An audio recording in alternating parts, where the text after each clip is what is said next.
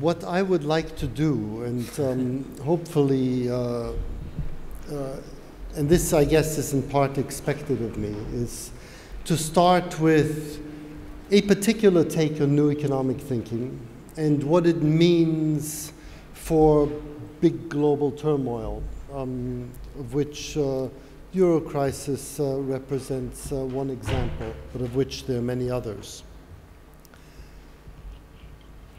Let me start by saying that our problems internationally are largely problems of cooperation.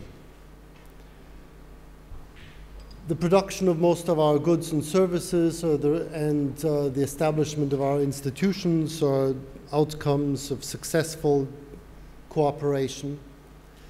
But now, in the process of globalization, not only have 500 million Indians and Chinese in the last 2 decades escaped out of extreme poverty, but we have also started to create global problems that seem to drive us to our limits of cooperation. Problems that we've got a technical capacity to solve, but that we've made persistently little progress on. And they include economic problems like financial crises, unemployment insecurity, energy insecurity, food insecurity, pockets of poverty.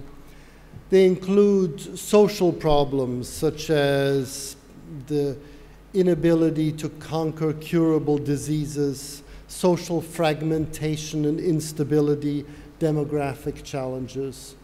They include environmental problems such as climate change, biodiversity loss, fresh water scarcity, ocean acidification, unsustainable development of agriculture and fisheries.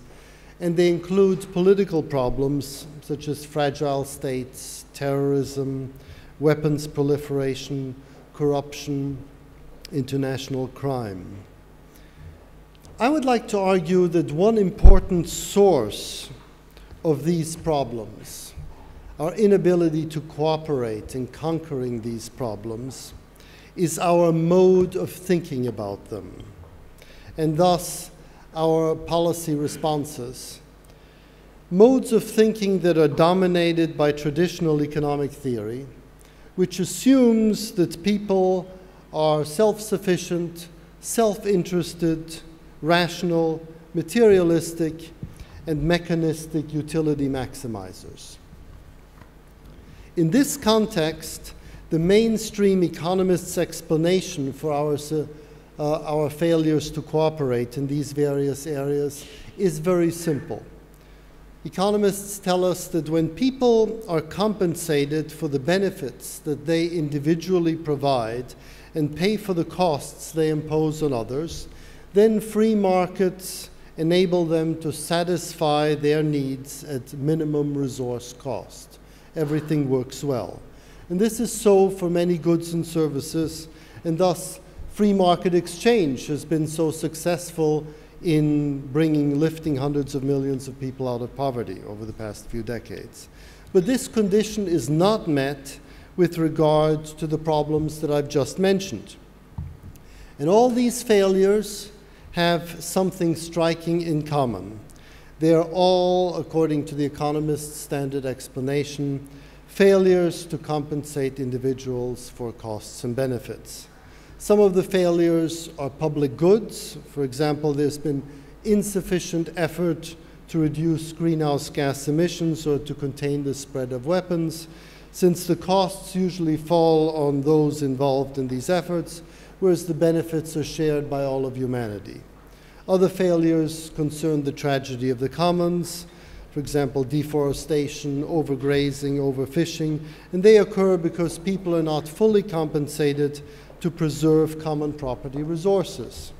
And finally, there are other failures that involve socially divisive inequalities in income, wealth, and knowledge, and they persist because people are not compensated for reducing them. And what is the policy implication of all of this? It must be, according to standard economic theory, that we must establish economic conditions under which individuals are fully compensated for the benefits and costs they create for society. And this may be done through taxes and subsidies, such as the carbon emissions taxes or subsidies for abatement. It can be done through institutions which define property rights in such a way that externalities become internalized, such as land holdings for natives of the Amazonian rainforest, or through laws and regulations, such as leverage constraints for financial institutions. But pursuing these policies, again in the standard economic story, is intractably difficult because, first of all, and this has been mentioned before, the world is divided into nation states and most policy instruments are in the hands of these nation states, and each individual government has neither the interest nor the ability to address global problems because the costs would fall on itself and the benefits would go to the whole of the global society. International organizations, secondly, are often unable to induce global cooperation since national governments often pursue their interests within these organizations. And thirdly, even if governments had a mandate to tackle global problems, they might not do so because of the power of special interest groups, bureaucracies, and so on. So this is the explanation for our cooperation failures offered by traditional economic theory. And the problem with this explanation is that it rests on an outmoded, inadequate understanding of human motivation.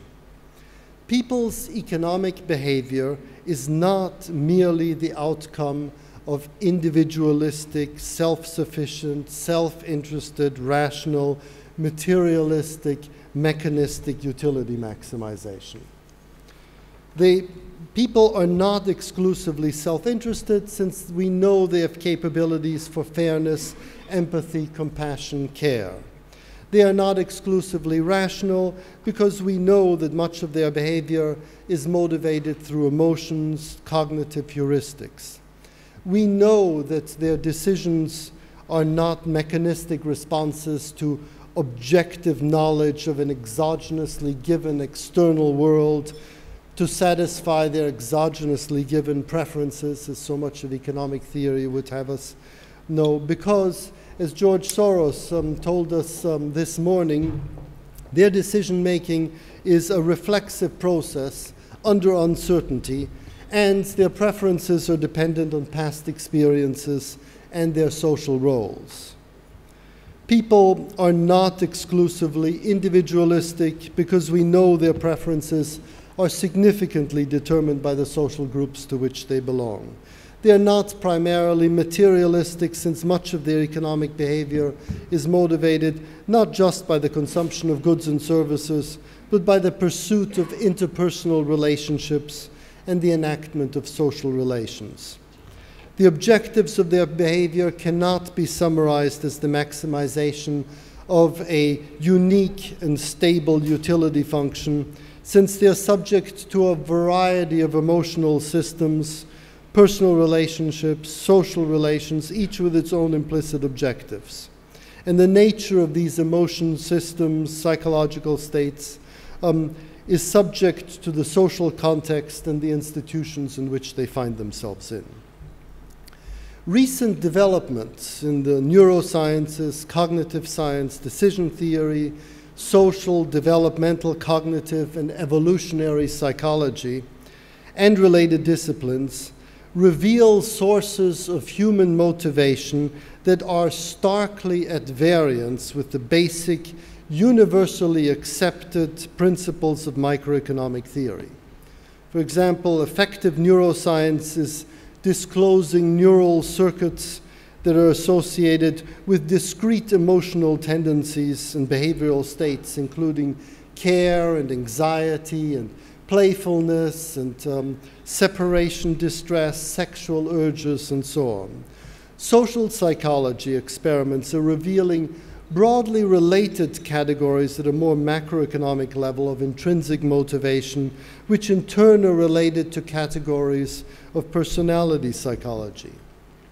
What the discipline of economics now requires, in my judgment, is to acquire a reasonable understanding of human motivation that comes into serious contact with these developments. And such an understanding will inevitably give emotions, interpersonal relations, social norms, identity formation, moral principles, and of course reflexivity an important role to play. And incorporating these roles into economics, I believe, will change the discipline out of all recognition. It's because people care for one another and are motivated to perform mutually supportive social roles that our market economies are actually able to function. It is not only the laws of crime, property, and contract that prevent people from stealing and cheating and assaulting one another. Far more important for socially cooperative behavior is the internalization of moral principles, which makes it unnecessary to station a policeman in front of every shop window and to require bailiffs to enforce all contracts. So there are two powerful reasons for discarding the traditional notion of Homo Economicus. The first, as mentioned, is that it's factually wrong, totally at variance with insights from other disciplines. And the second, and possibly more important, is that this notion is actively harmful to us since it imposes on us an imaginative straitjacket that prevents us from cooperating in the multifaceted ways of which we are actually capable. The harmfulness of our belief in Homo Economicus becomes apparent when we recognize that our understanding of our motivation structures our experiences and our plans for action. So if we believe that human behavior is essentially individualistic, selfish, rational, primarily materialistic, and consistently maximizing single objective utility functions, then we will interpret people's actions in this light and thereby become more of a likeness of the picture that we have painted of ourselves. And this is a disaster. So as a result, our opportunities for cooperation are stunted since they are limited to our self-seeking understanding of ourselves. So besides, I started by saying that the economist's understanding of our failures to cooperate is grounded in uncompensated costs and benefits. What are the costs and benefits? Well, that depends on the nature of people's motivations. If they're purely self-interested, then an uncompensated cost is one for which an individual imposes on society but does not personally have to pay for. But if you have empathic relations, then you derive a benefit from the well-being of others. So what is an uncompensated benefit to a self-interested individualist can become a compensated benefit to an empathic group member. On the other hand, people who are engaged in harshly competitive or antagonistic relationships with others evaluate their well-being in relation to the well-being of others. And in that event, making other people better off may mean making oneself worse off. And under those circumstances, an uncompensated cost to a self-interested individualist could become a benefit in the context of an antagonistic relationship, right? So shedding our belief in Homo Economicus and gaining a more reasonable understanding of human motivation could influence the future of human cooperation, because it will uncover new sources and new obstacles to cooperation with correspondingly new implications for policy. And let me sort of just turn to a few implications and then stop. 2 minutes. We realize that to address global problems, it's not sufficient to simply obey international law. We must also seek the global public interest in the spirit of global citizenship. Now, what does that mean in the light of what I've just said? Over the past century, there have been two particularly popular models of global citizenship, and each corresponds to a conception of national citizenship.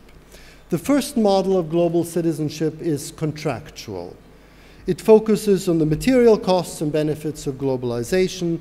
Under free market enterprise, people buy and sell across boundaries only when it's in their individual interest to do so, and global citizens are those people whose self-interests leads them to integrate themselves in the global economy. This is the model of society as a marketplace. It's the world in which my fellow economists are at home and evaluating costs and benefits from globalization. And combining this model with the politics of liberalism leads to multiculturalism. Immigrants are invited to work in the domestic economy, since this is in the interests of both the nationals and the foreigners. No attempt is made to impose a national identity on them. Immigrants are free to retain their languages and cultures, since everybody is meant to pursue what's individually worthwhile. And until recently, this has been the model that's dominant in many European countries, such as Germany, Great Britain, Netherlands, and Sweden. Then there's a second model of global citizenship, and this encourages people to recognize their common humanity as their foremost identity. It urges people to focus on what they have in common. And this is the model on a national level of society as a melting pot. This is dear to all Americans' hearts, like mine. At the territorial level, it inspired the creation of nation states. For most of our history, people were stationary. Their parents' birthplace determined where they would live, what language they would speak, what faith they would follow, whom they would marry, and what vocation they would pursue. Their identity is something they would inherit at birth. And in this context, it was natural to think of a nation-state as a body that shared a common culture, tradition, religion, language. And to join a nation meant adopting a common identity. With regard to immigrants, this meant assimilation. Newcomers were required to leave their old ways behind them and blend into their newly chosen society. And this model prevails, at least officially, in France, and it was dominant in the United States until at least the 1970s. And when this model is extended to the global level, it means strengthening institutions of global governance and possibly aspiring for a world government. And in social terms, it means bolstering our sense of affiliation across ethnicities, cultures, religions, say through cultural exchanges and interfaith exchanges.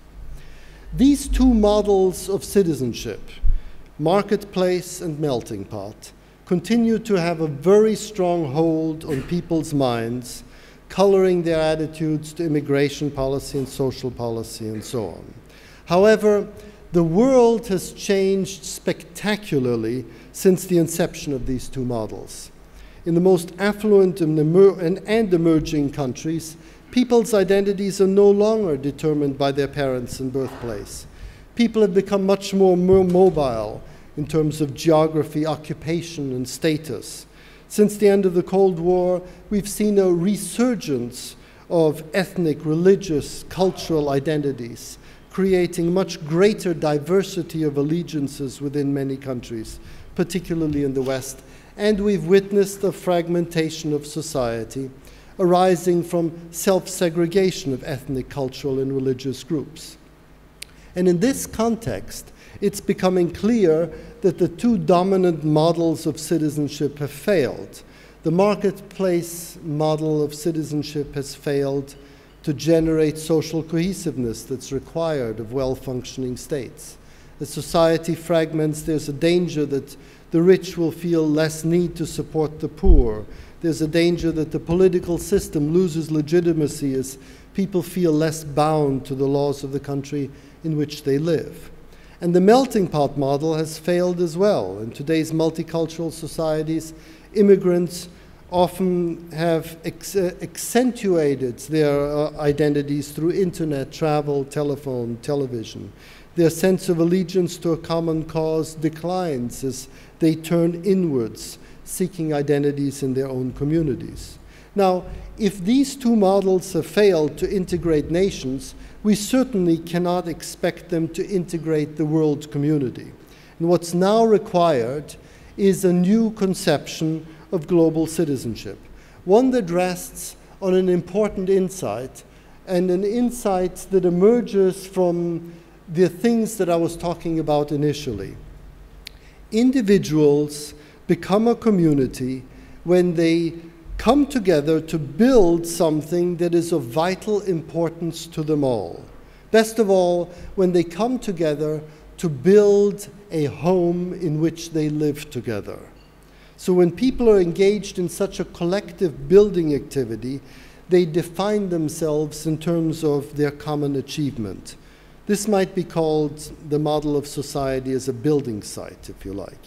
When people build a life together, they give freely of themselves, they develop trust in one another, learn to respect one another, and share a sense, or come to share a sense of the common good, even if they didn't have this sense initially.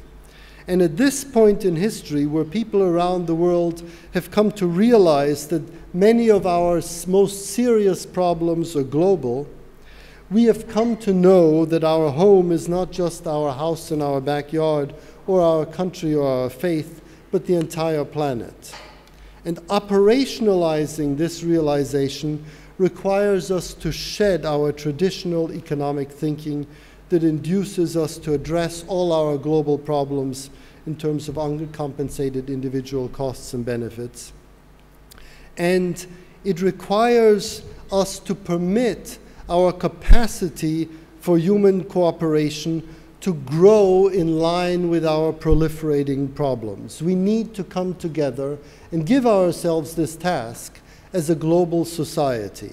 And if a new economic thinking can provide a conceptual foundation for expanding our circle of respect for the intrinsic worth of the human beings as a global community, then we'll have made a huge contribution to the future of humanity. Thank you very much.